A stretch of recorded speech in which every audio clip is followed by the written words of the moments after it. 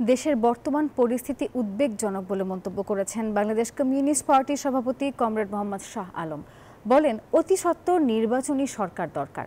শুক্রবার রমনা ইঞ্জিনিয়ার ইনস্টিটিউটে 19 থেকে 22 সেপ্টেম্বর ত্রয়োদশ কংগ্রেসের উদ্বোধনী অধিবেশনে একথা বলেন তিনি।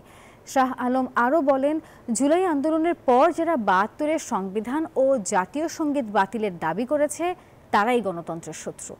জুলাই আগস্টের পর যারা জাতীয় সঙ্গীত বাতিল দিতে হবে, 72-এর সংবিধান বাতিল করতে হবে, মূলনীতি বাতিল করতে হবে এবং সামনের যে নির্বাচন সেটাকে নানা কৌশলে বিতর্কিত করছে, তারাই এখন গণতন্ত্রের শত্রু। গণতন্ত্রের পথে হাঁটতে অনতিবিলম্বে সুষ্ঠু, অবাধ, গ্রহণযোগ্য নির্বাচন আয়োজন জরুরি হলেও সরকারের কোনো উপদেষ্টা ও সরকারের সমর্থক বলে পরিচিত রাজনৈতিক দলসমূহের ভূমিকা যত সময়ে নির্বাচন অনুষ্ঠিত হওয়াকে প্রশ্নবিদ্ধ করে তুলেছে। বান্ডেল থাকলে প্রতি সেনমানিতে টাকা বাঁচবে। বিকাশ সেনমানি বান্ডেল কিনে জিতুন প্রতি লেনদেনে।